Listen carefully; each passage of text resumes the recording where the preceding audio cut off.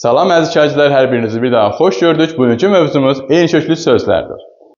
Eyni köklü sözləri bilmək üçün iki qaydanı yadda saxlamaq lazımdır. Birincisi, sözlərin kökləri eyni olmalıdır. Eyni kökdən olmalıdır. İkincisi qayda isə sözün mütləq və mütləq düzəltmə sözü olmalıdır. Düzəltmə sözü olmalıdır. Nədir bu? Bir nümunələr üzərində izah edək. Məsələn, gülçü, güllük,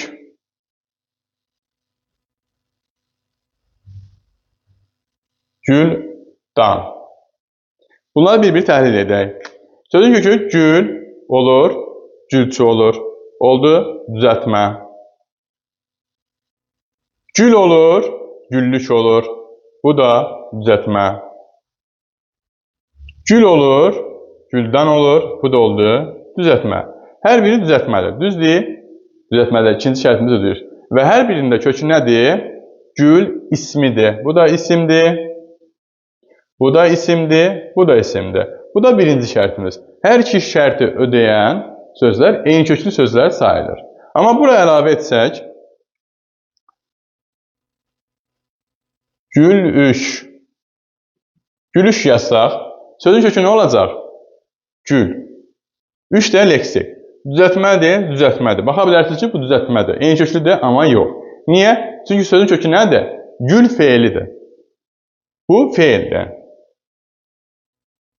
Deməli, bu eyni köklü olmayacaq. Kökü fərqlidir. Və yaxud buraya yazaq, güllər. Güllər. Sözün kökü nə olacaq? Gül. İsimdir. Deyə bilərsiniz ki, isimdir. Şərtimizi ödəyir. Amma buna baxın, lar, lər qrammatik ədicidir. Bu söz nədir? Sadə söz. Deməli, eyni köklü olmayacaq. Başqa bir sözə baxaq, nümunəyə baxaq.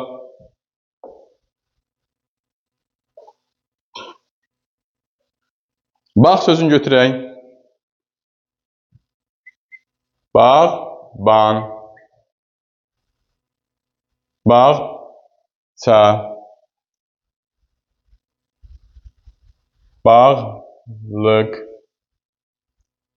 Və s. Gəlin bunları bir-bir təhlil edək. Bağ sözünün kökü bağban, leksik. Oldu düzəltmə. Bağ sözünün kökü ça, leksik. Bu da oldu düzəltmə.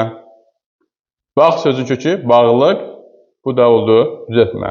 Hər birinin kökü nədir? Bağ ismidir. Bu da isim, bu da isim.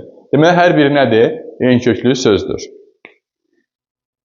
Diqqətiniz üçün təşəkkürlər. Növbəti videomuzda görüşənədək kanalımıza abunə olmağı və videolarımızı bəyənməyi unutmayın. Təşəkkürlər.